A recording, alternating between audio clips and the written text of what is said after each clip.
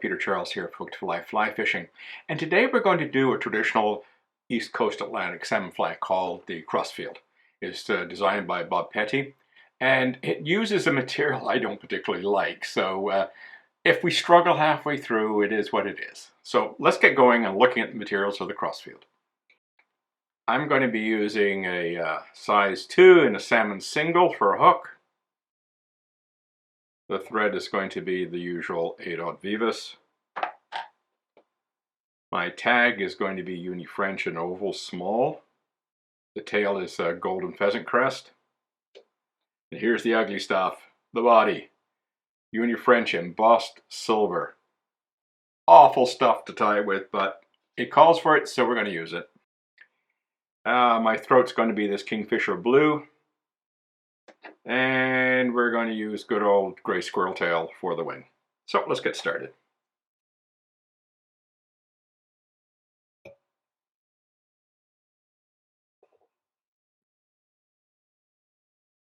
Just bring it back to the hook point.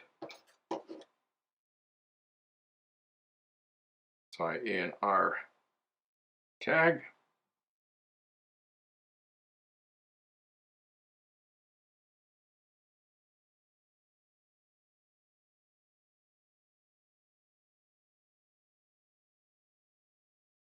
Get your thread out of the way.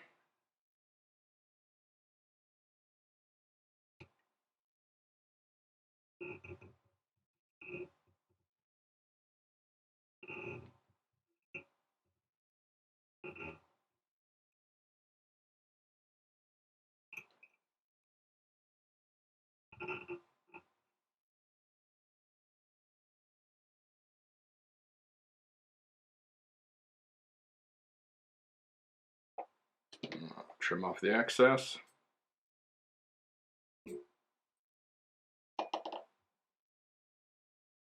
Now for our crest for the tail, I'll do what I usually do, put a couple of soft wraps in, then adjust it for position, and then we put in the tighter wraps.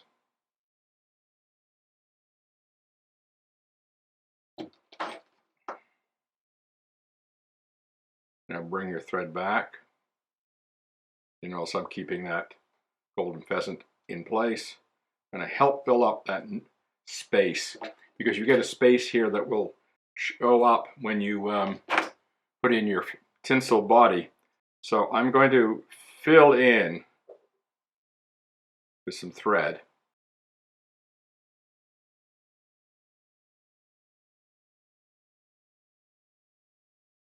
Okay, just bring your thread right to the back. And here comes the ugly stuff. Okay, I'll show you what I've done with this embossed silver. And you can see I've cut a diagonal in here. And I'm going to tie it in this fashion, just the way I'm holding it. I'm going to tie it in by the tip, except I'm going to turn it around so it faces the other way, like this. And I'm just going to catch that corner and really bind that down tight, because this is the only thing that's going to allow it to stay put. And then I'm just going to build up that center section a bit more.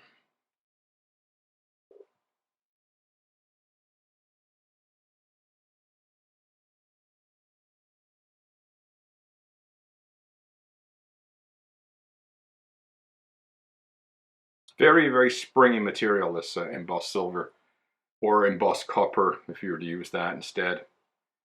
Copper is a little bit better. Now what we're going to do is we're going to fold it over, and you have to really press down on that to avoid a nasty lump showing up.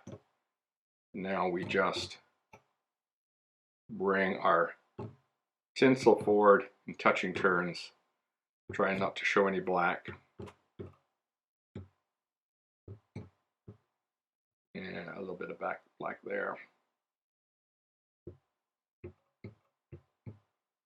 When we go up on the return, it's going to get ugly again. This material is not like Mylar, where you can, stretch it and make it form around bumps. I'll try and get that up on the return. I'm holding it as tight as I can. I'm actually bending the hook a little bit. Okay, there we go. Now the next trick is to tie this off without creating another ugly bump and not having it spring on us, because you can't let this stuff go. It will spring up and it gets really super ugly when it does that. Okay, so I'll trim this off here. Push this down and bind over it. Okay. That's not too bad. I've done a lot worse with embossed silver in the past. And you know, it's not, I see a little bit of black showing through, and you can see where I flipped the notch over, but it is what it is. So now we're going to tie on our throat. A little short of the hook point. Pinch loop it. Bring it to the back, your thread to the back. Trim off.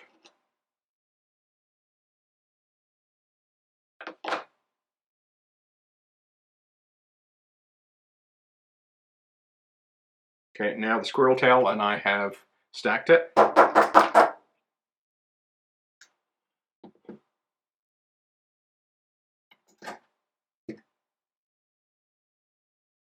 Okay, we bring the squirrel tail wing right back to the crest tail. I get my length here.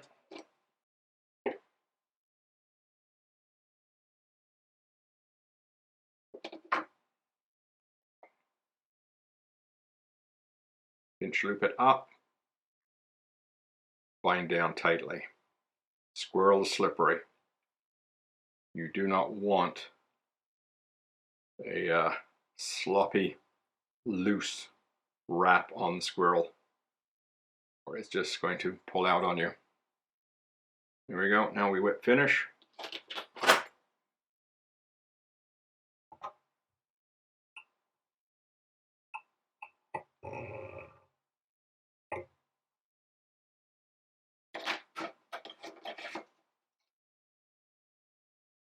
Now for some head cement.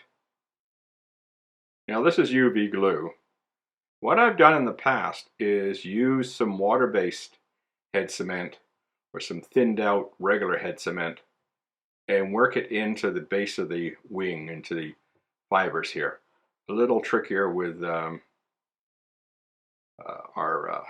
UV because it doesn't penetrate the way the regular head cement would be if it's thinned out, or the water-based stuff. But when you do that, what happens is it keeps the squirrel tail from pulling out.